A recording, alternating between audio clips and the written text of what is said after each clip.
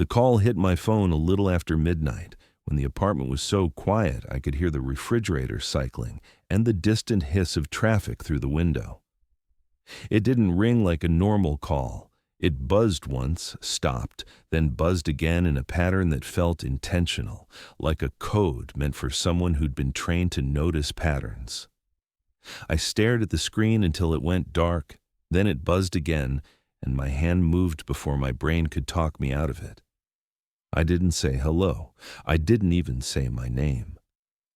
On the other end, there was a thin layer of static, like someone had draped a blanket over the line, and then a voice, flat, controlled, the kind of voice that didn't waste breath on manners. "You're Corbin Hale. Don't ask questions. Get on the transport." The voice on the encrypted call said it like it was reading a line off a checklist. Hearing my full name like that, no title, no courtesy, made my stomach tighten. Corbin Hale wasn't who my colleagues knew. Corbin Hale was the name on older paperwork, on travel authorizations, on files I'd stopped asking to see. For a second, I just stood there in the dim kitchen light, barefoot on cold wood, trying to decide whether I was being pulled into something real or something I'd regret answering. I opened my mouth to ask where, and the static thickened as if the line itself didn't like questions. "No personal devices, not even offline." The voice said it with the same calm certainty as if it was the only rule that mattered. Then the call ended. No click, no goodbye. Just emptiness. That second sentence did more to convince me this was real than any threat could have. People playing games don't worry about offline devices. Whoever this was, they cared about silence in every form. Digital, physical, even the kind you carry in your pocket without thinking. I got dressed fast without turning on the overhead lights. Thermal layer, jeans, boots, wool, then my heavier coat. I reached for my laptop bag out of habit and stopped myself. I scanned the room like I was looking for something that could betray me, and realized how much of my life was built around small glowing rectangles. Phone, watch, earbuds, charging cables, backup battery. I left them all on the counter like offerings. I did take my old field notebook, the one thing I trusted because it didn't transmit, didn't store, didn't upload. I slipped it into my bag along with a pen and a small flashlight, then stood at the door for one long breath, listening to the quiet, as if it might warn me. A black SUV waited at the curb with its engine running, so clean and unmarked it looked unreal against the wet pavement. The rear door opened the moment I stepped outside. Inside, the air smelled like cold leather and disinfectant. Two men sat in front, faces forward, shoulders squared. Neither of them asked if I was Corbin. They already knew. One of them held up a clear pouch like it was a ritual.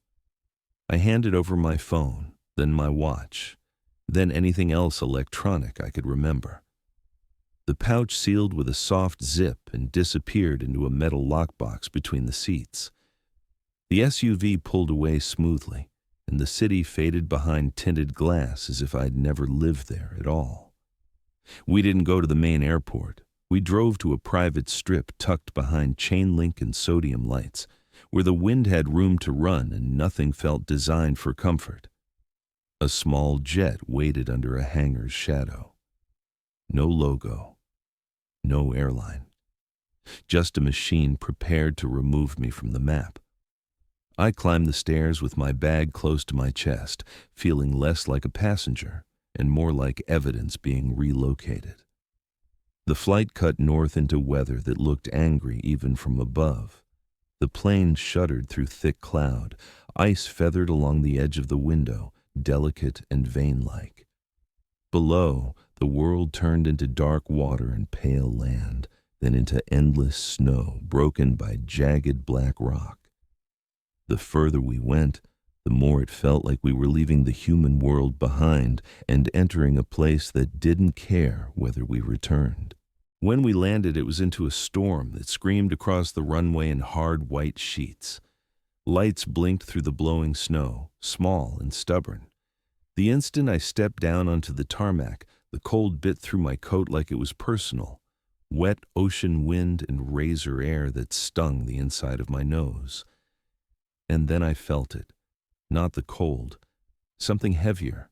A pressure that settled on my chest as if the ground beneath the runway had shifted its attention toward me. The sensation wasn't dramatic. No voices, no visions, just an immediate, unshakable certainty that I'd arrived somewhere that had been waiting, and that my presence had been noticed. A figure in heavy gear approached from the edge of the light, hood up, goggles frosted, face hidden behind fabric. He didn't offer a handshake. He simply turned, and I followed him toward the nearest building, keeping my head down against the storm, carrying that new weight with every step like it belonged to me now. They didn't give me a tour. The moment I was inside, they walked me through the base like I was late to something important. Metal corridors, fluorescent hum, doors that opened only after a keypad chirp. People in heavy gear looked up, saw my civilian coat and travel bag, then looked away. No one asked my name. That told me the paperwork had already moved faster than I had. My escort stopped at a steel door with a newer keypad and entered a code. The lock clicked. Inside was a sealed briefing room. No windows, no posters, no clock, just a bolted table, a map board, and a ceiling vent pushing dry, recycled heat that smelled faintly of disinfectant. Whitaker waited at the far end, standing instead of sitting, as if chairs were for people with choices. He was older than the rest of the base, late 50s, gray at the edges, uniform pressed sharp. He nodded once and pointed me to a chair. I sat without taking off my coat. He stayed on his feet. The map behind him showed coastline and an island chain, but the coordinates were partially blacked out. Whole grid lines vanished under thick bars, like someone had taken a marker to geography. Even the little legend in the corner had been censored. It felt less like secrecy and more like a warning. Don't memorize this place. Don't repeat it. Don't let it become real outside these walls. Officially, this operation ended, Whitaker said. He tapped the map with a knuckle. The board gave a hollow thud. Unofficially, it never did, he said. He slid a thin folder across the table. No title, just a stamped code. The pages were clean, but the content was scarred. Names drowned in ink, dates clipped, paragraphs erased. I flipped through what remained, incident summaries, medical notes, short transcripts with more black bars than sentences. Publicly, it had been a survey, a routine mapping push, seasonal work to chart an underground system in an unstable region, a boring story on purpose. Privately, the first team went in and came out changed. They reported warmth where there should have been ice-cold air. A smell like wet metal and spoiled earth, and a steady vibration underfoot that didn't match their instruments, a low, rhythmic throb that crept from boots into bones. At first, the write-ups tried to stay polite about it, perceived, possibly, fatigue-related. Then, the entries got blunt. Hallucinations, not the cinematic kind, not full monsters leaping from the dark. Small, precise distortions that felt personal, shadows that held at the edge of the headlamp beam, voices that used familiar tones, the sense of footsteps behind you when you knew the tunnel was empty. Men turning around so often they started to look guilty, like they were hiding something from each other. Back at camp, it followed them. Sleep broke into short, panicked pieces. Arguments flared. One report mentioned a specialist accusing his partner of tampering with oxygen. Another described a man sitting in the mess hall for an hour, staring at the doorway like he expected someone to walk in and call him by a name he hadn't used in years. Whitaker's finger rested on a line in the medical section as he spoke, and I could see the words through the ink gaps. Disorientation, paranoia, auditory phenomena. Then a phrase that made my throat tighten. Self-harm ideation. The file treated it like an outcome you could chart. The suicides were recorded with the same calm tone as weather. A rifle, a blade, a man who walked into the storm without protection and didn't return. The witness lists were mostly blacked out, which meant someone had already decided whose memory counted and whose didn't. I looked up from the folder. Whitaker watched me the way you watch a pressure gauge, waiting to see if the needle jumps. "You're here to tell me what's in there," he said. "Not to study it properly, not to solve it, just to name it in a way that could be filed, briefed, and used." He wanted something solid enough to justify the next move, seal the site, bury it, or keep it breathing in secret. I started to ask what evidence they'd already recovered, but the door behind me opened before I could form the question. I didn't hear footsteps until the person was already inside. I turned and felt my stomach drop. Marin walked in carrying a hard case and a thin stack of papers. Hood down, hair pulled tight, cheeks raw from cold, she looked exhausted, but her eyes were steady. I hadn't seen her since the last project we'd shared, ended in a decision that still woke me up some nights. She met my stare without surprise, like she'd been expecting to find me here. Whitaker didn't introduce her. He didn't even glance her way. "She's coming with you," he said. Marin set the case on the table and sat beside me. She didn't speak. She didn't need to. Assistant on paper, oversight in practice, someone to take notes, verify what I claimed, and make sure I didn't come back with a convenient lie. Whitaker gathered the folder into a neat stack, as if the chaos inside could be contained by paper. Above us, the vent rattled once, and for a second, the low hum sounded uncomfortably like a pulse. I couldn't tell if it was the building, or if my mind had already started borrowing rhythms from the thing waiting out there. Whitaker didn't walk us out. A different escort led Marin and me through a side corridor that smelled like damp wool and machine oil, past doors marked with numbers instead of names. The base felt smaller the deeper we went, like everything important had been packed into the middle and sealed tight. They brought us into a staging room that used to be a squad bay. Gear was laid out with obsessive neatness. Headlamps, spare batteries sealed in anti-static bags, oxygen canisters, rope, harnesses, a trauma kit, extra gloves, and a roll of bright marking tape. A whiteboard listed a checklist in block letters, rewritten so often the surface had ghost lines underneath. 4 men waited near the racks in cold weather layers and tactical vests.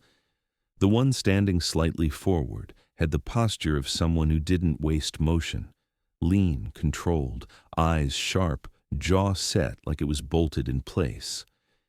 He looked at Marin's hard case, then at my civilian coat, and I could tell he was already sorting us into categories. Sterling introduced himself without warmth. No handshake, just a nod and a look that said he'd rather be anywhere else than babysitting scientists in a hole in the ground. Behind him, Coulson was built like a battering ram, shoulders thick, face tight with contained irritation. Remy leaned against a rack like he was trying to look relaxed, but his gaze kept flicking to the door. Quincy stood slightly apart, quiet and watchful, taking inventory of everything, us included. Sterling stepped closer, voice low but edged. "If you see something, you don't move until I confirm it," Sterling said in a strict, clipped tone. The word something sat heavy in the room. He didn't say gas. He didn't say structural collapse. He left it wide enough to include shadows and voices, wide enough to include the kind of fear people hate admitting to. He turned to the whiteboard and tapped the checklist with 2 fingers, then looked each of us in the eye like he was nailing us to the rules. "We go in, we mark, we come out," he said, calm but final. "No heroics, no detours, no curiosity, just a clean line in and out, like the cave was a contaminated room you survived by not touching anything. Maren set her case on the table and opened it. Sampling tools, sealed vials, a compact meter with a fresh calibration tag. Her hands moved with practiced certainty. She didn't look at me while she worked, but her presence beside me tightened the air. Our history was sitting between us like a third chair. We'd worked together once, back when my name still meant something in the field. We'd stood at a site under bad weather and worse judgment, and I'd pushed forward when I should have stopped. The details didn't matter here. Not yet. What mattered was the stain that followed me, the one that never showed up in citations but lived in the quiet after midnight. Sterling started assigning positions. He kept himself and Coulson forward, Remy near the center, Quincy on rear watch. He placed Maren and me where we couldn't wander, middle of the line, boxed in. Smart, also insulting in a way that was hard to argue with. Coulson's eyes kept darting not to the gear, but to Sterling's hands, to his face, to the door, as if he was measuring distance and exit angles. When Sterling mentioned spacing and staying tight, Coulson's mouth twitched like he was biting back a reaction. Sterling added cross-confirmation rules without dramatics. If one person hears something, the team pauses and verifies. If one person sees a shape, nobody follows it alone. If anyone feels off, they say it. Then someone else checks them. The rules were built for the cave, but they were also built for what the cave had apparently done to other teams, turning them into separate, isolated problems. Coulson broke the rhythm with a sentence that didn't sound like it belonged in a checklist. "Don't leave me behind," Coulson said, raw. Remy glanced at him, surprised, then looked away fast, like acknowledging it might make it real. Quincy's gaze sharpened a fraction, silent but attentive. Maren paused her hands for half a beat, then kept working, as if she refused to react. Sterling didn't mock him. He didn't reassure him either. He held Coulson's stare and answered with restraint, like he was handling a live wire. He stepped closer, tightened a strap on Coulson's vest himself, then pointed at the others, one by one, a quiet signal. You stay in the chain, you don't drift. Watching that, I understood something that didn't show in the redacted files. Coulson wasn't just afraid of the cave. He was afraid of the specific story the cave could tell him, the one where he's abandoned again, the one where he's left to die while everyone else escapes. Maren snapped her case shut and finally looked at me just once. Her expression stayed professional, but there was a warning buried in it. Whatever this place was, it would use history like a blade, and neither of us had clean hands. Sterling did a final gear check, then nodded toward the door. The base outside the staging room hummed with quiet activity, but in here the air felt held, like the room itself was bracing. I adjusted the strap on my bag and tried to swallow the tightness in my throat. We hadn't even stepped into the cave yet, and already the team had fault lines. Sterling was trying to hold them shut with rules. Coulson was already pressing against them. Maren was there to watch me, and I could feel that old stain on my name like a shadow under my collar. If the cave wanted to break us, it had plenty to work with. We left the staging room through a service corridor and out into the storm through a double set of doors that swallowed warmth and spit us into raw wind. The convoy was 2 snow vehicles and a truck with a covered bed, all painted the same dull color that vanished against the night. Headlights cut shallow tunnels through blowing snow, and everything beyond the beams looked like the world had been erased. I rode in the rear of the second vehicle with Maren, strapped in beside a rack of equipment that clinked softly every time we hit uneven ground. Sterling drove the lead vehicle. Coulson sat up front with him, shoulders squared, staring into the windshield like he expected the darkness to blink first. Remy and Quincy were split between the vehicles. No one talked, not because Sterling ordered silence, but because the land outside made conversation feel stupid. The road, if you could call it that, was a scar pushed through snow and black rock. Basalt rose in jagged ribs along the edges, slick with ice, and the wind funneled through gaps with a sound like something breathing through teeth. Every so often the vehicles would pass a low marker stake half buried in drifted snow, and I'd catch myself counting them the way you count exit signs in a building you don't trust. Maren kept her meter in her lap, watching numbers scroll and settle, then jump again for no clear reason. The screen flickered once, dimmed, then returned to normal as if nothing had happened. A minute later, it did it again. She frowned, but didn't say anything. If she admitted the equipment was acting up, she'd have to admit the file might be right. I tried not to stare out the window too long, but the darkness pulled at me anyway. There's a particular kind of emptiness in places like this, an emptiness that isn't peaceful. It's too complete. Snowfield, rock, ocean, wind, and nothing else. No trees, no birds, no distant human lights except the base shrinking behind us. It felt like driving across the surface of a dead planet. Then, the feeling started again. That pressure I'd felt on the runway, not pain, not vertigo, just a steady sense of attention, like we were moving through a space that had already measured us. I told myself it was nerves. I told myself the files had primed my brain, and now I was interpreting cold and silence as something personal. But I kept checking the side mirrors anyway, half expecting to see another set of headlights where there couldn't be any. The instruments flickered more as we climbed into rougher terrain. The cabin lights dimmed with each bump and surged back. Once, the radio hissed and popped with a burst of static so sharp it made me flinch. The driver didn't react. Maybe he was used to it. Or maybe nobody wanted to be the first to acknowledge anything out here could reach into a vehicle and touch it. After a while, the convoy slowed. The lead vehicle's brake lights glowed red through the snow, and ours eased to a stop behind it. The sudden stillness made the wind sound louder, like it rushed in to fill the gap. Sterling got out first.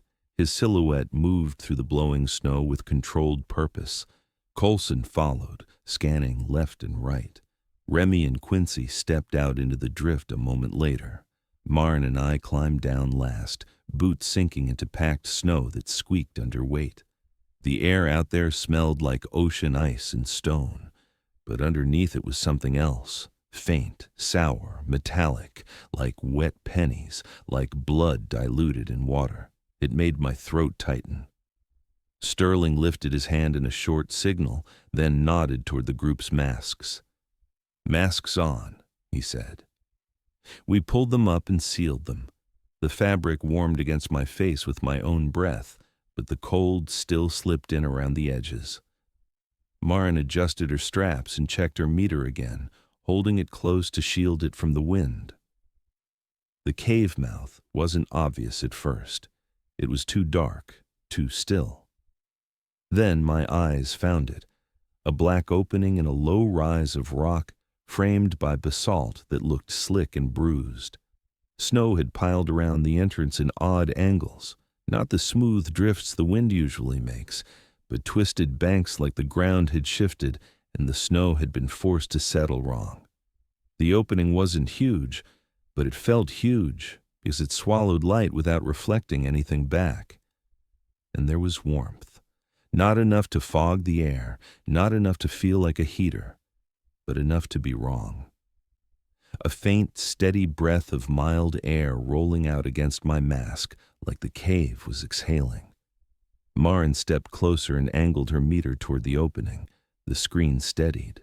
Numbers locked into place. She watched it for a few seconds, then gave a small nod. "Readings are clean," Maren said, reluctant. "Clean readings should have made me relax. Instead, it made the wrongness sharper. If it wasn't gas, if it wasn't an obvious chemical threat, then whatever had broken people in the file had room to work." Quincy moved along the edge of the drift, light low, careful. He stopped near the mouth and crouched, brushing snow aside with a gloved hand. His beam caught something that didn't belong, indentations leading toward the black, half filled by fresh snowfall, but still visible. Not animal tracks, not boot treads, too small, too smooth, like bare feet. A cold, instinctive dread slid straight through me, the kind that bypasses logic and lands in the gut.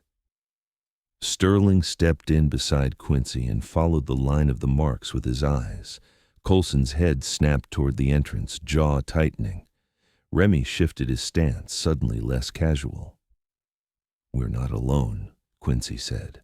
The wind kept screaming around us, but the cave mouth didn't answer with wind. It answered with that faint warmth and that metallic smell, and the tracks that shouldn't have existed. I stood there staring into the dark, and for the first time since the call, I felt the urge to turn around and run back to the convoy like a child.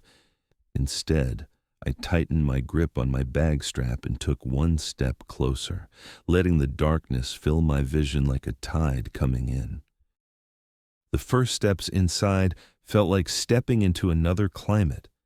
The wind cut off behind us as soon as the rock swallowed our bodies, and the air turned strangely mild, warm enough that the inside of my mask fogged for a moment. It wasn't comfort.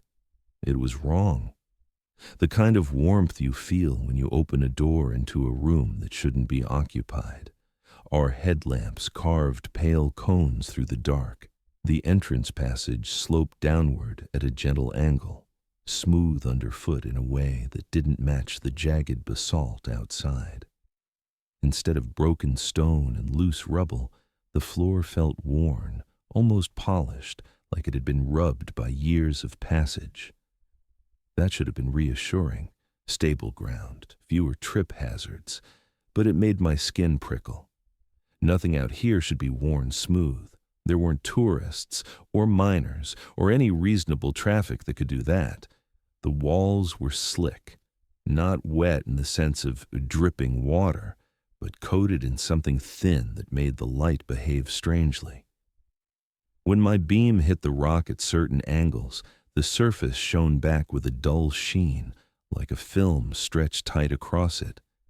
It reminded me of the thin skin that forms on cooling wax or the membrane over old pond water. I reached out without thinking, a scientist's reflex, and my gloved fingertips came away feeling tacky, as if I'd brushed against syrup. I wiped my glove on my coat and tried not to imagine what it would feel like without the barrier. Marin's meter beeped once, a quick sharp tone, then went silent again. She checked it, frowned, tapped the side with her thumb, and the numbers settled. Sterling didn't comment. He didn't need to. The file's words were already living in the back of everyone's mind. We moved in single file the way Sterling wanted, spacing tight enough to keep contact, but not so tight we'd trip over each other if someone stumbled. I was in the middle with Marin behind me.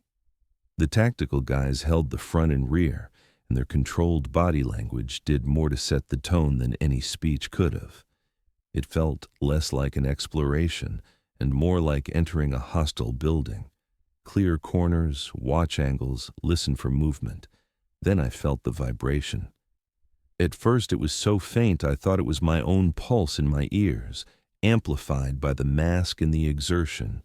A low, steady throb that seemed to come from the floor, from the walls, from the air itself. It wasn't a rumble like shifting rock. It had rhythm. A slow, patient beat that repeated with just enough consistency to make my teeth feel it. I paused without meaning to, headlamp steady, waiting to see if it would stop when I stopped. It didn't. "Did you hear that?" I asked. Marin didn't answer with words. She just angled her head as if listening harder, and I heard Sterling's boots slow in the front. Quincy shifted behind us. The line tightened for a second, everyone deciding at once whether this was the first sign of something collapsing or something waking up. I forced myself to breathe evenly and started constructing explanations the way I always did when a place made me uneasy. Geothermal activity? Pressure differentials, resonance in a confined space. Maybe the equipment in the lead vehicle was idling outside. Maybe the wind was doing something strange against the rock. I said all of it silently, one after another, like stacking bricks in front of a door. But the throb didn't fit any of those neatly. It felt too internal, too bodily.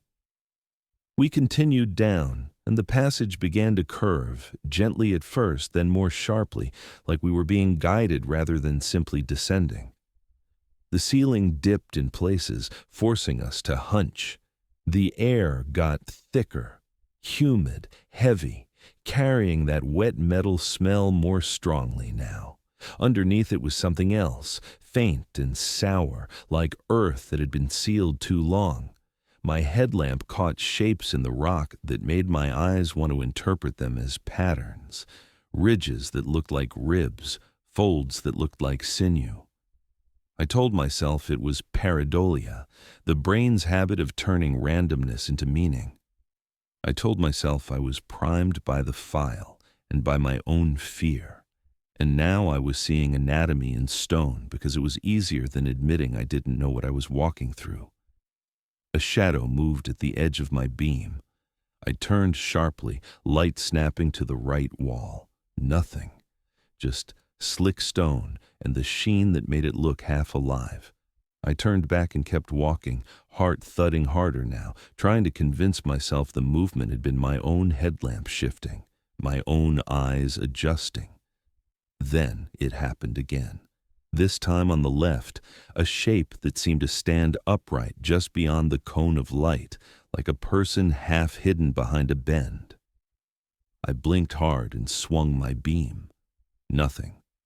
I swallowed, tasted metal inside my mouth, and felt sweat gather under my layers despite the mild air. The strangest part wasn't the fear. It was how quickly my mind tried to normalize it.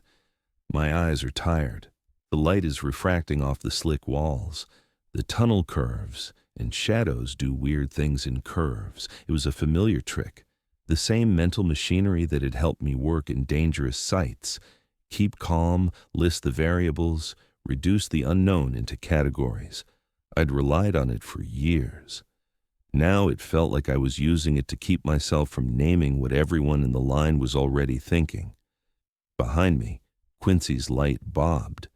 Then a voice, soft, almost swallowed by the cave, rose from somewhere behind us, as if someone had spoken close to the rear. A name, not mine. Quincy stopped. I felt it through the chain, the way everyone's feet paused in near unison. His headlamp swung in a quick arc, searching. The voice came again, faint but clear enough to make the hair under my collar lift, not a shout, not an echo, more like a breath.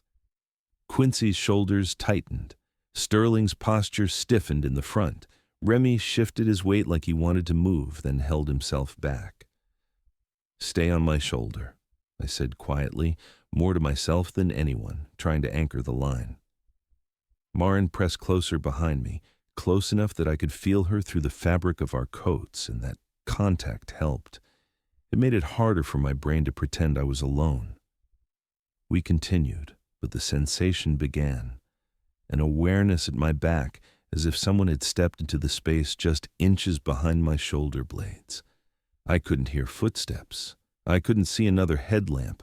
I could just feel a presence in the same way you feel someone standing too close in an elevator. Every time I turned my head slightly, expecting to catch it, I saw only Marin's beam and the masked outline of her face. The throb in the walls seemed louder now, as if it had noticed our attention, as if it liked being listened to. My mind kept scrambling for explanations. Infrasound can cause unease. Enclosed spaces can distort sound direction. Stress can make you hypervigilant. Even the smell, wet metal, could be a chemical cue triggering instinctive disgust. All true, all plausible, and all felt like a thin sheet I was holding up with shaking hands. "It's just the cave," I told myself under my breath, forcing the words to settle in my chest like an order. but the cave didn't feel like rock. It felt like something that had learned how to imitate rock well enough to let us walk inside it. We took maybe 2 more bends, and the cave finally stopped being subtle. Then the cave stopped teasing the edges and stepped straight into my beam. Around a bend where the tunnel widened, a woman stood in the light like she belonged there. She wasn't dressed for cold or rock. She looked clean, calm, almost softly lit in a way that didn't match our harsh headlamps. Her hair fell loose around her shoulders. Her face held the kind of quiet beauty that didn't feel random. It felt selected. She met my eyes like we were alone. "Corbin, come here," she said gently. My feet shifted forward before my brain approved it. That was the first betrayal, my own muscles answering a voice like it mattered. The second betrayal was how familiar it felt. Not a specific memory, not a name I could attach, but the tone itself, the cadence of comfort used as a hook. I tried to build explanations fast, light distortion, stress response, the brain manufacturing a human shape because it hates empty tunnels. But my heart didn't care about variables. The pulse beat again, heavier, and it felt like the cave approved of my hesitation. Marin's hand snapped onto my harness strap and tugged me back just enough to break the motion. Not panicked, not sloppy, controlled like she'd anticipated it. "You're doing it again," Marin said, clipped and hard. It hit me like a shove because it wasn't only about the cave. It was about our past, the thing between us that we'd never sealed properly. The way she said again made it feel like a pattern, not an accident. Shame flashed hot under my mask. I wanted to turn and snap at her, but I couldn't even trust my own impulse to speak. I forced myself to look away from the woman. I focused on Sterling's back, the rigid outline of his gear, the simple fact that he was real. When I looked back, the woman was gone. Not fading, not retreating, just absent. The air where she'd stood felt hollow, as if warmth had stepped aside and left a bruise behind. We moved on, tighter now, and the cave seemed to lean into our unease. The heartbeat throbbed stronger. The walls glimmered with that wet sheen. The shadows at the edge of our beams grew more active, never fully forming, just shifting enough to keep our eyes darting. A few turns later, it changed tactics. In a narrow section where the ceiling dipped low, an elderly figure sat against the wall like someone who'd collapsed. Small shoulders hunched, hands trembling. The clothing was wrong for this place, like a prop pulled from somewhere human. The face looked pale, lined with exhaustion. It wasn't monstrous. It was helpless in the most efficient way. Marin stopped so abruptly I almost bumped into her. I heard her breathing pick up, quick and uneven. Her hand lifted without her deciding to lift it, fingers flexing like she wanted to reach out. The elderly figure raised their head with slow effort. "Please, help me," the voice rasped. For a moment Marin's posture shifted as if she'd forgotten everything else. Sterling's rules, the file, the rifles. I caught her sleeve lightly, anchoring her the way she'd anchored me. She didn't look at me. Her eyes stayed locked on the figure, caught between instinct and suspicion. The pulse beat harder, and the air seemed to thicken around her, like the cave was watching what she would choose. The figure's head tilted slightly, just a fraction too far, the kind of small wrongness that doesn't look supernatural, but makes your stomach drop anyway. Marin's fingers curled back into her palm. She froze, breath catching. Sterling's headlamp swept across the spot. The figure wasn't there anymore. No scuff marks, no warmth signature, no trace, just slick wall reflecting our light back at us. Marin stared at the empty rock for a beat too long, as if her mind refused to accept the disappearance. Then she lowered her gaze to her meter, like numbers could restore what the cave had stolen. The screen flickered once, then steadied, almost smug. After that, the cave didn't need big forms every minute. It went back to what worked on everyone, the faint shadow at the edge of the beam. Movement that never resolved, a presence that stayed just outside the light's reach. When Quincy turned, it slipped away. When Remy tried to pin it, it melted into the curve of stone. It didn't want to be seen clearly. It wanted to keep us searching, and the more we searched, the louder the heartbeat became. Nobody was transmitting. The radios were quiet. Coulson started braking in a different direction. At first it was subtle, his head twitching as if he'd heard a transmission. He lifted a gloved hand to the side of his helmet, then dropped it, then lifted it again like he couldn't decide whether touching it would help. His gaze locked on Sterling's back, then snapped to the tunnel behind us, then back again. Suspicion sharpened behind his eyes. I couldn't hear what he was hearing, but I recognized the reaction. Old radio memory. Old commands. The tone of urgency that turns a past mission into a reflex. The cave wasn't giving Coulson a woman or an old person. It was giving him authority and betrayal at the same time. Voices that made him feel cornered. The heartbeat throbbed deeper as his breathing sped up. Remy edged closer, not touching him, just closing distance. Quincy narrowed his beam to keep Coulson in sight. Sterling slowed a fraction but didn't turn fully, like he refused to give the paranoia a face. Marin's eyes flicked from Coulson to the tunnel ahead, calculating. I could see the thought behind her stare. If the cave could cast comfort for me and helplessness for her, what would it cast for Coulson? What wound would it press? My own mind tried to cling to explanations, sound distortion, infrasound, stress, priming, but they were turning into something closer to prayer. The cave felt too deliberate, too personal, like it was sorting us and picking the easiest lever on each of us. The pulse hit again, heavier, and I felt it behind my eyes like pressure. I stared at the slick wall and the restless edge shadows and forced myself to say something, not because it would change anything, but because I needed to believe naming it gave me a fraction of control. "I know what you are," I said, steady but thin. The cave answered with another beat, stronger, like a slow laugh traveling through stone, and the shadow at the edge of my beam shifted closer, patient, hungry, and pleased that it had already started dividing us. The tunnel opened into a chamber that didn't feel accidental. Our headlamps swept across arches of basalt that curved up and inward like ribs. Everything about it felt anatomical, like the cave had been shaping itself for us. The heartbeat vibration was no longer subtle. It lived in the floor. It didn't feel like rock. It felt like something wearing it. Sterling lifted a hand and the line compressed. 4 beams angled outward, steadying.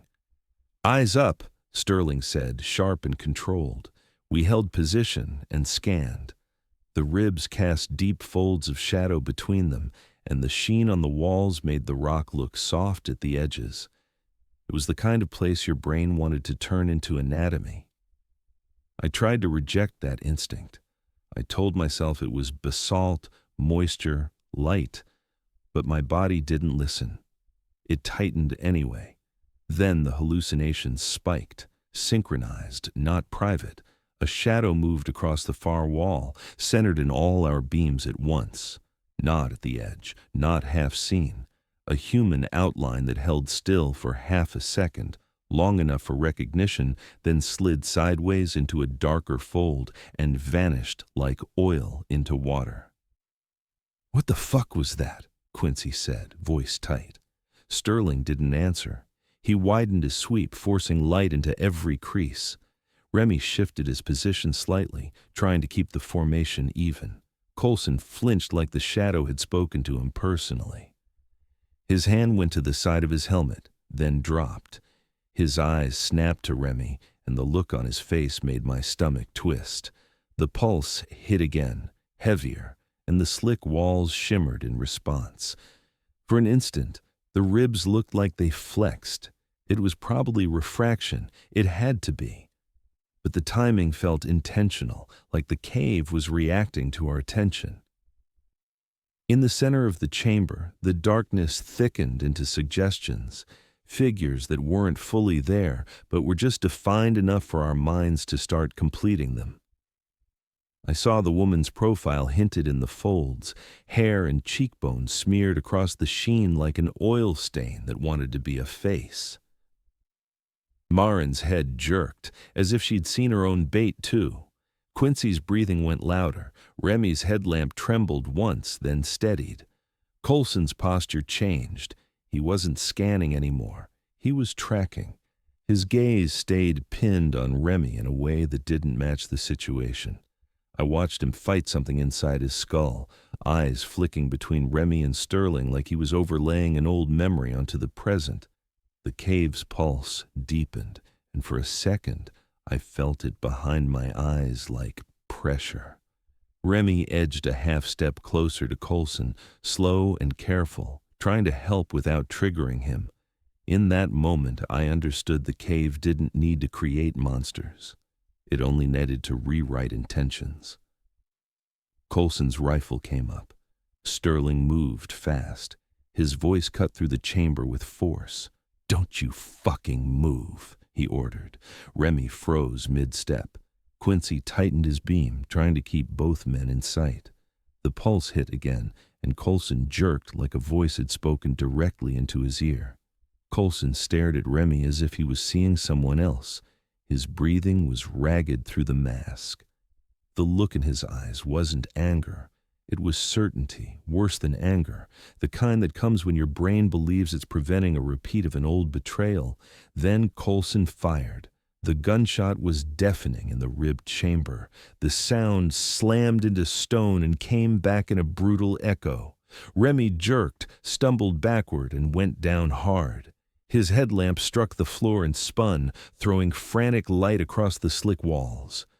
For a second, the moving beam made the ribs look like they were closing in. "Fuck! Remy!" Quincy shouted. Sterling lunged toward Remy, low and fast, but kept his weapon angled toward Coulson. Quincy started to move too, then caught Sterling's quick hand signal and stopped, forced into the role of Overwatch. "Cover me!" Sterling barked. Quincy obeyed, beam and rifle aligning.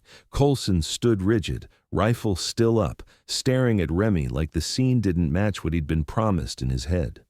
The pulse beat again, and the chamber felt like it inhaled around us, enjoying the chaos. Sterling reached Remy and pressed a gloved hand to his chest, then to his neck. The spinning headlamp painted Sterling's face in harsh flashes.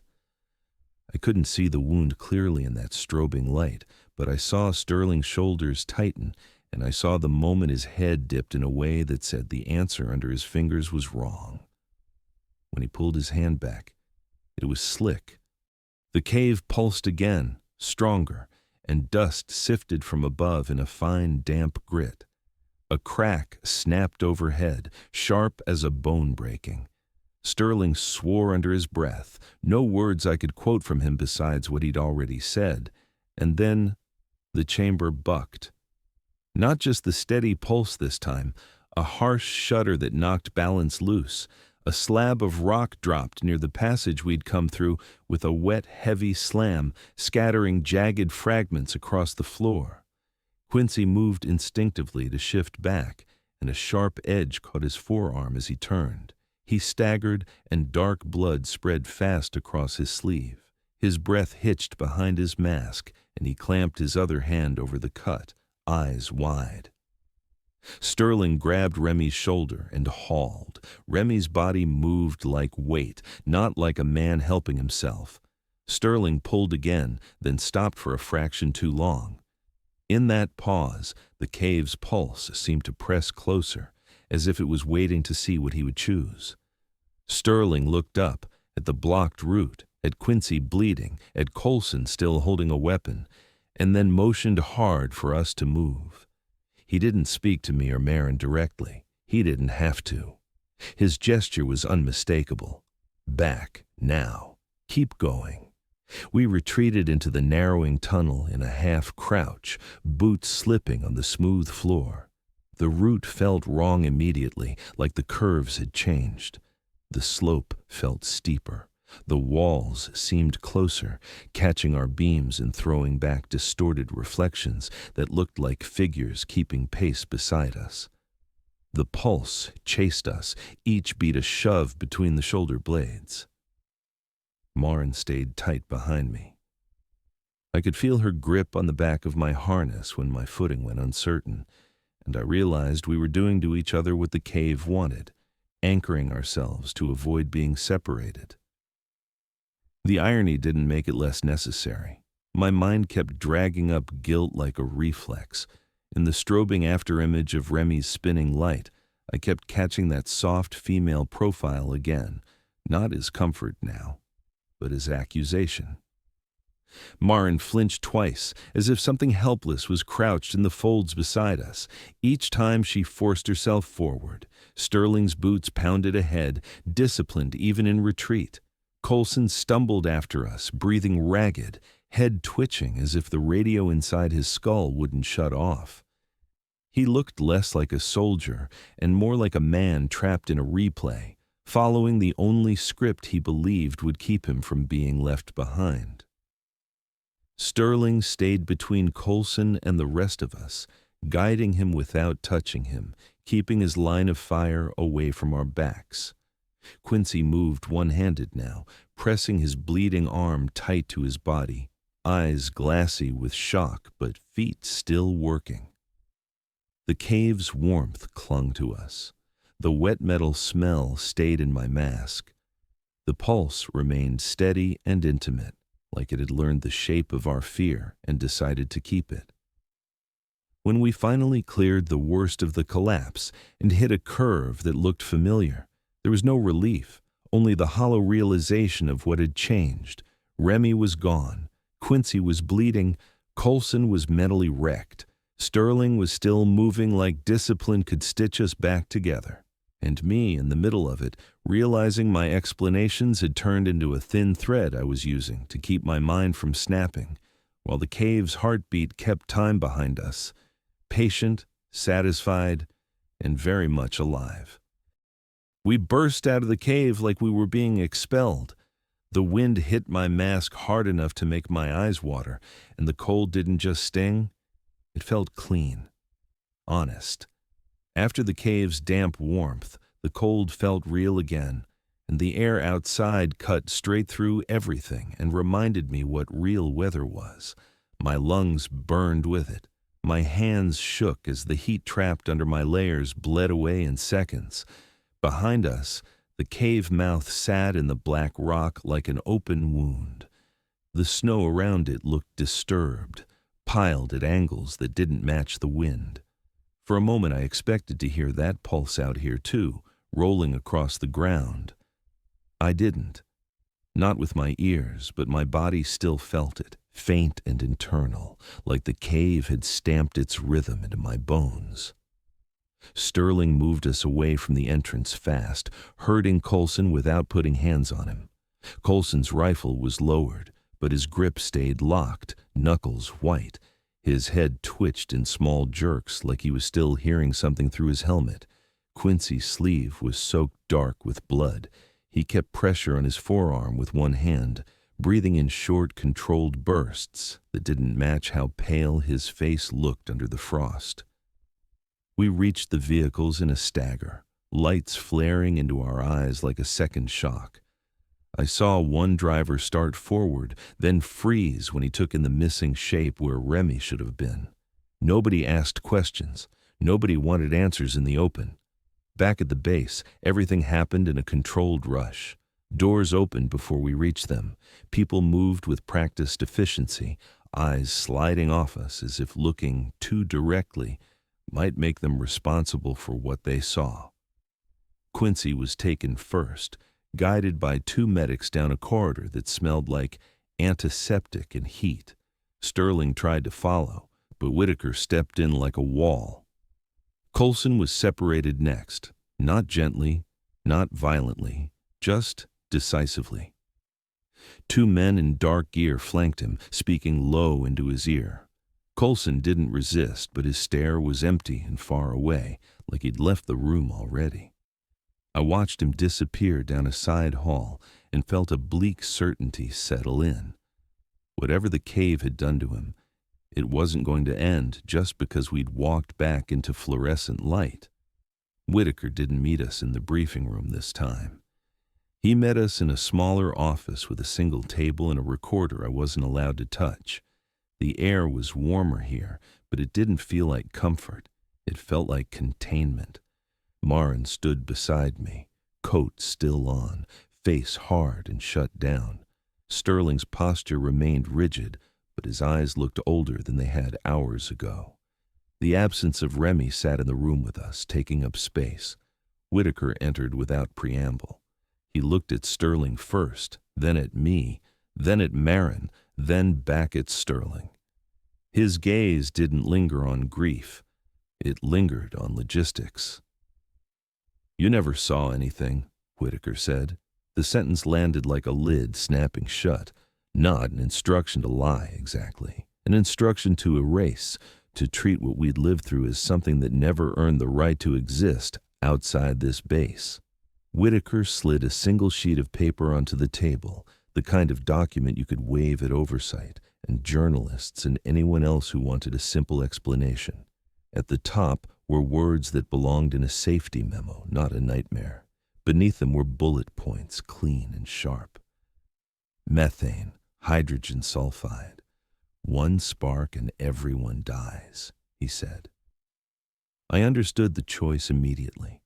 It was a perfect cover story because it was true enough to be unquestionable and scary enough to justify force. Nobody argues with an invisible explosive hazard. Nobody demands to see the cave again if they believe the air itself can kill them. It also made any reports of hallucinations sound like delirium from toxic exposure.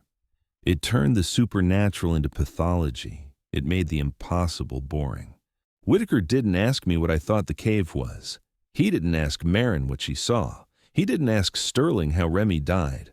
The details weren't useful to him unless they supported a decision, and the decision was already standing in his posture. "We seal it tonight," Whitaker said. Sterling's jaw tightened, a flicker of something passing over his face. Anger, maybe, or relief, or both. In the cave, discipline had been the only thing holding the line together, and now discipline was being used to bury what discipline couldn't stop. Whitaker stood and straightened his cuffs, a small motion that told me the conversation was over. Then he looked at us again, expression flat, voice final. "This is over," he said. They didn't let us wander after that. We were separated in a way that felt polite on the surface and absolute underneath. Marin was escorted out first. Sterling followed, pulled into another room with another set of questions that would never be written down the way they were asked. I was guided back to a temporary bunk room and told to wait. I didn't sleep. Every time I closed my eyes, I saw Remy's headlamp spinning on the slick floor, the ribs of stone seeming to bend in and out with the light. I kept tasting wet metal in the back of my throat. The worst part was the pulse. Out here, away from the cave, it should have been gone, but it wasn't. It sat behind my eyes, faint but steady, like a memory refusing to fade. I couldn't tell whether it was trauma or something else. I only knew it kept time even when the base around me was silent. A few hours later, the base shuddered once. A distant thump traveled through the building, too low to be thunder, too deliberate to be weather. Then another and another, spaced apart. Controlled demolition, not a collapse, a planned sealing. I pictured the cave mouth folding inward, rock and snow slamming shut over the passage. I pictured the ribs caving in on themselves. I pictured that thin sheen on the walls wrinkling and tearing like skin. I tried to feel relief. I couldn't. Because the next time the pulse beat, it didn't feel like it was coming from the ground. It felt like it was coming from me. They flew me out within 24 hours. No debrief with signatures, no official thanks. Just another transport, another unmarked flight, another quiet return to a world that would never know what had been under that black rock. From the plane window, the landscape looked blank again. Snow, ocean, jagged stone. The kind of place you could erase with a sentence and a stamp. But as the base lights shrank behind us, I pressed my palm against my own chest and realized my heartbeat still wasn't entirely mine. There was a second rhythm under it, faint and patient, as if something had learned the sound of fear and decided to keep it. And that's how I knew Whitaker was wrong. It wasn't over.